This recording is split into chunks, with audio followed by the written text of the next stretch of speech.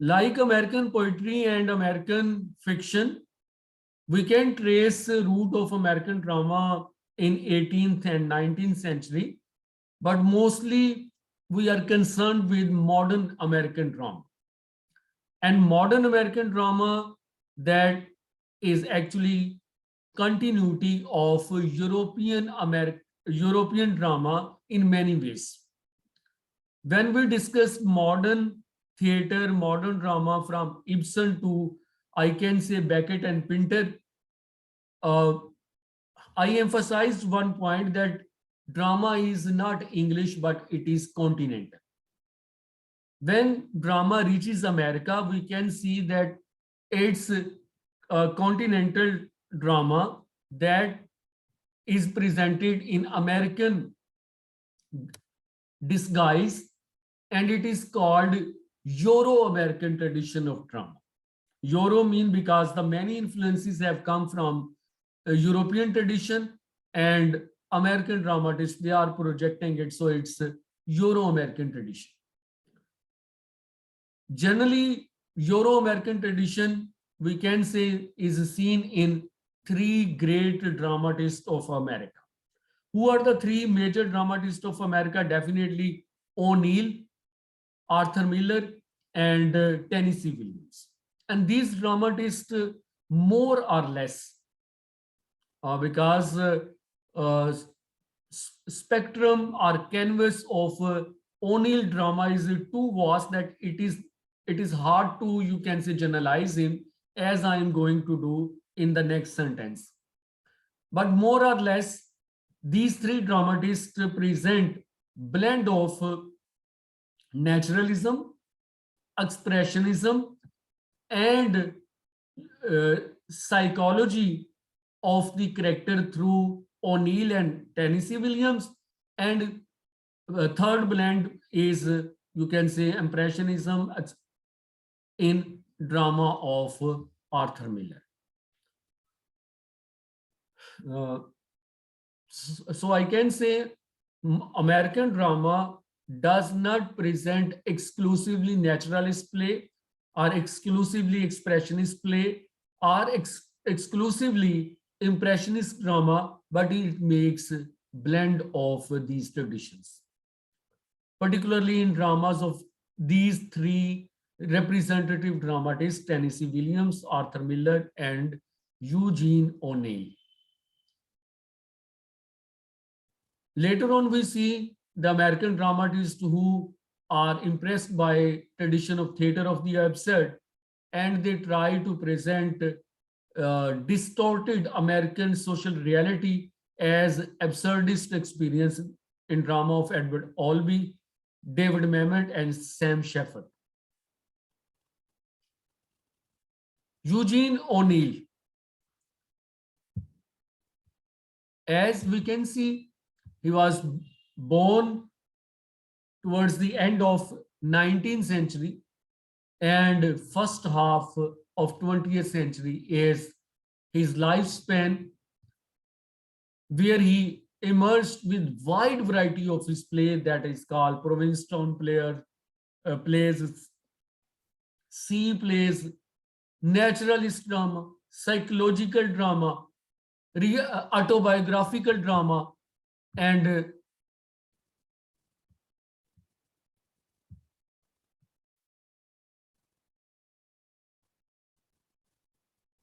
he is master of, we can say, dialogues or colloquial or everyday language of the characters. O'Neill once declared modern plays are concerned with the relation between man and man, but does not interest me at all. I am interested only in relationship between man and God. But that is a statement which is thought not true, because the way he generalizes, that's difficult to observe in his drama.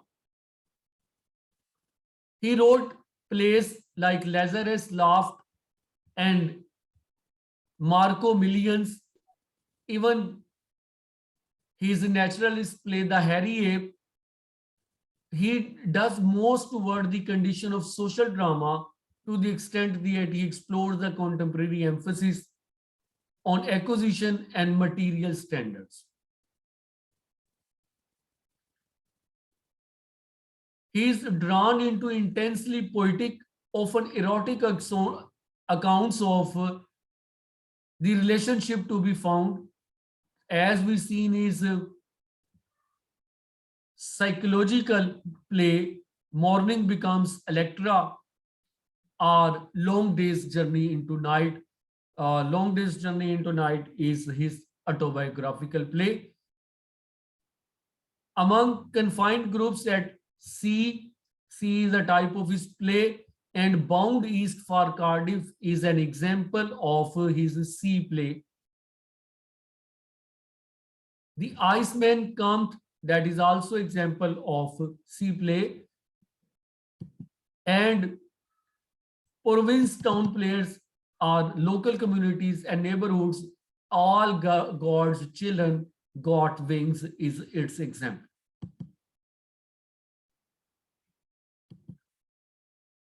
Another aspect is that he claims that his drama is about the relationship of man and God, but his drama is not actually about God, but about absence of God. The playwright today must dig at the roots of the sickness of today as he feels it.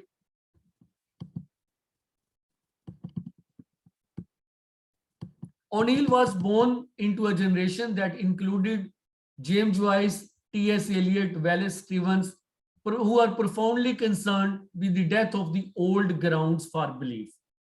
Mean as modernist writers like T.S. Eliot, James Joyce, Wallace Stevens presents human condition where man cannot relate with any system of values, any system of belief, and he is in state of chaos, he is in state of disorder, he is in condition of rootlessness that is seen in his place.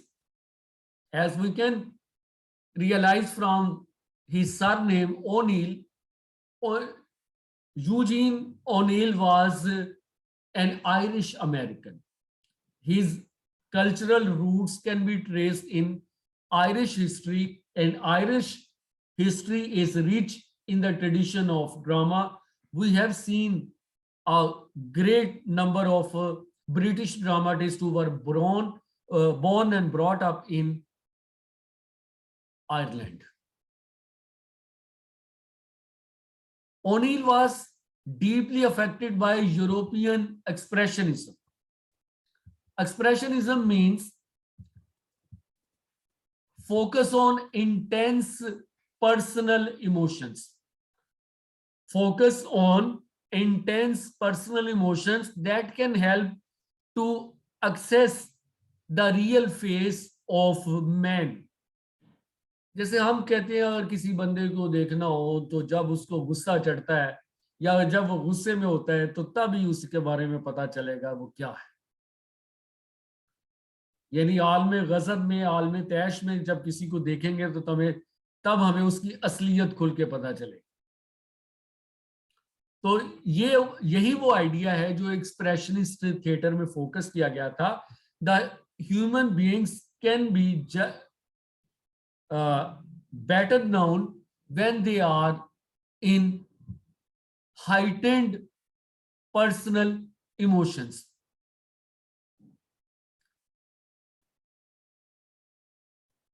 So O'Neill uses modern psychology as an instrument to analyze human nature. He is also attracted by German philosopher Nietzsche and his philosophy that reinforced a characteristic all-American tendency to explore heroic individuals and their search for self-realization. Nietzsche has an idea of Superman or superego, as technically it is called. That superego is different from Freudian superego. Nietzschean superego means the man who can be beyond system and structures. A man who can write the future or fate of nations. Nations depend upon that creative original soul. The fundamental problems O'Neill dramatizes and develops in all his work is that of the relation of the human being to something outside himself and something to which he can belong, something in which he can ground his life so that it can have a shape, a purpose, something that can save from feeling of loneliness or existential exile.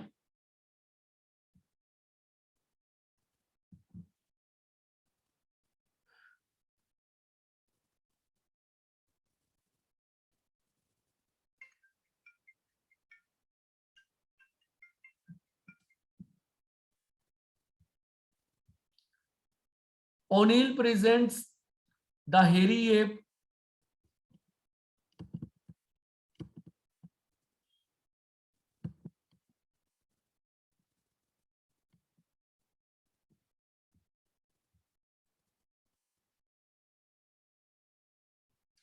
O'Neill's father was an actor and he resembles a lot with character of Tyrone in Long Day's Journey into Night. O'Neill himself is often identified with the character of Edmund Tyrone, the young boy who is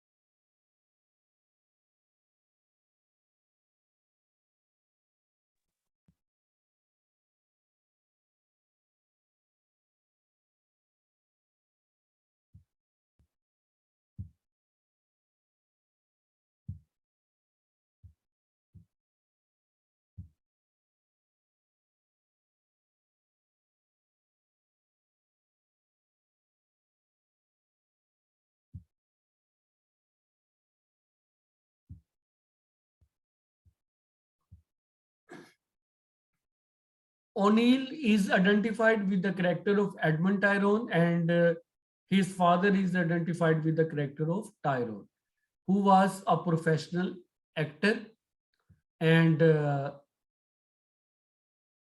O'Neill was uh, confined in a sanatorium when he started writing play. He produced a series of one-act plays based on his life at sea and among the outcast in many places. His first play is The Web, that was followed by 9 other, you can say, plays.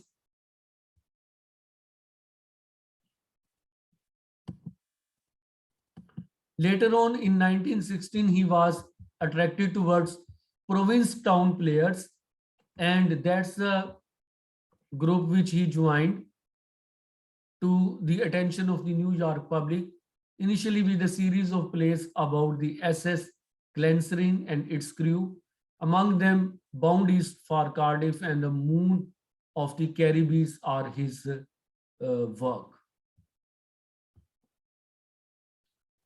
Later on, he helped manage the Greenwich Village Theatre. He was a director of the Provincetown Player and founder of the Theatre Guild.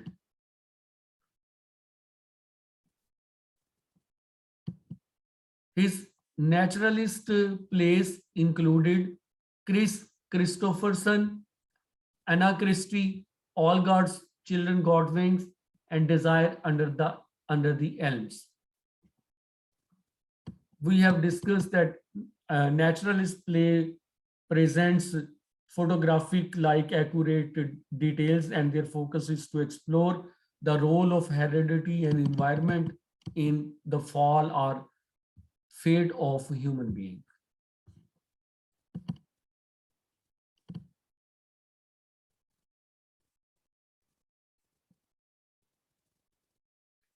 His play are symbolic, and surrealist play is the Emperor Jones, which is not only valued for that quality of symbolic play, but also because of a black character as a hero. His play, The Great God Brown, fuses symbolism, poetry, and affirmation of a pagan idealism. Probably his best psychological play is a Strange Interlude that is overwhelmingly influenced by Sigmund Freud's idea of Oedipal complex and Electra complex. And the characters, you can see, they can see how they are actually looking for their mental preoccupation in their surroundings. Nina is its female protagonist.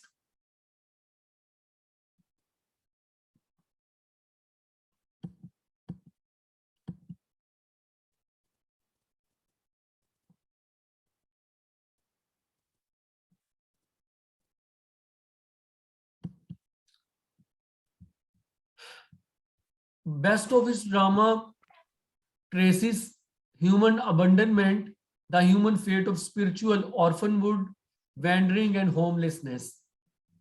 That is seen in his play Morning Becomes Electra. That's a trilogy of three plays, and its first part is called The Homecoming. That is part of master syllabus these days. Before that play, Long Day's Journey into Night was part of course. Uh, in Morning Becomes Electra, the Orestia of Aeschylus is retold as a story of the Civil War. यानी जो Greek play है एसिकलस का ओरेस्टिया ट्रियोलॉजी, वो यहाँ पर morning becomes Electra के तौर पर पेश की जाती। उस मॉर्निंग ओरेस्टिया ट्रियोलॉजी के तीन प्लेस हैं। First one is Agamemnon, second the libation bearer, and the third is Humanites. And in Morning Becomes Electra, the first one is the Homecoming, that draws a parallel between, you can say, arrival of King Agamemnon from the War of Troy to his home Argos, and the character of Ezra, who is a soldier in American Army, a general, and General Ezra actually returns from the American Civil War. American Civil War actually was fought in between 1860 to 1863. That was a war between the American North and American South on the issue of abolition of slavery. Yesterday, I mentioned that in American South, slavery was practiced because Africans were brought as slaves to work on the farms and industry of sugarcane and in some parts for the sake of mining. But dominantly, they were brought for the agricultural work, or you can say plantation. In American North, there was least tradition of slavery, So under the influence of European ideals, because in Europe, slavery was abolished in 18th century. And that was the 19th century in uh, America that slavery was still going on. So they raised a movement. That movement is called Abolition of Slavery, Gulami Ka Khatma. And that was also echoed in American Congress. And bill was moved, and ultimately slavery was abolished by law. But it was strongly resisted by the American South, and they declared independence from USA, and there was a war between Union and Confederation. These were the two armies. Uh, its detailed picture can be seen in Stephen Crane's novel, The Red Badge of Courage. I think there are different movies which are based on that event of American Civil War. Novel I have mentioned, The Red Badge of Courage, and the president that actually stands against slavery and stands against that war, he is Abraham Lincoln. In another way, their leader, or you can say their united leader, who was murdered at the end of Civil War. So a Greek mythical story is retold in Morning Becomes Electra. And it shows that home myths are universal. Home myths are related to contemporary issues. We can say James Joyce's attempt of writing Ulysses and using myth in a creative manner is also seen in O'Neill's drama Morning Becomes Electra, where classic sense of fate replaced by an emphasis on character conceived in Freudian terms. क्योंकि Greek में हम देखते हैं कि जो किस्मत है उसके बारे में समझा जाता है कि कोई खुदा होता है या खुदा होते हैं, और वो खुदा जो है वो इंसानों की किस्मत का फैसला करते हैं, और खुदा जो है वो कभी ओलंपियन माउंटेन पर बैठकर या कभी आसमानों से जो है वो फैसले करते हैं और जाके इंसानों की जिंदगियों में दखल देते हैं, ये करो वो ना करो, और जो वो चाहते हैं, गॉड चाहते हैं, वो हो जाता है, और इंसान बेचारे जो है वो इल्जाम सहते रहते हैं, चाहे वो एडिपस हो, चाहे वो एगामेमनन हो, चाहे वो ओरेस्टीज हो, या बाकी कोई Greek heroes. In modern days from Ibsen and Strindberg onward, we see that fate is not discussed in this way. Fate is discussed in this way that our fate is our genes. Fate is our circumstances. Fate is our economic position. So fate in O'Neill drama is discussed in Freudian terms. यानी O'Neill के place से हमें पता चलता है कि इंसान की असल जो फेट है वो इंसान के अंदर ये जो साइकोलॉजिकल कॉम्प्लेक्सेस हैं, mean having Oedipal complex, desire for the mother body and mother fixation, or a daughter's desire for father's body, or its displacement and having a complex of Electra. These are the real fate of a human being. Essential elements of ancient Greek story of curse on the house of Atreus are retained here in story of a New England family called the Manons. Atreus की family को Manons family के साथ compare किया गया है. A woman in love with her father, a man in love with his mother. यहाँ पर इस तरह से हम जो है वो चीजों को देख रहे हैं. वहां पर था कि हाउस ऑफ एट्रियस पर कर्स पड़ी हुई है क्योंकि Atreus actually killed his own nephews and he offered the flesh of his nephews to his brother. A woman in love with her father, a man in love with his mother, the wife who kills her husband as an act of vengeance, the son who kills similarly in vengeance and is consumed by the furies. So modern tragedy, O'Neill's tragedy, the morning becomes Electra that finds the real fate in disguise of Oedipal and Electra complex. These elements are redrawn, reset in modern terms, theatrical and conceptual. Chorus is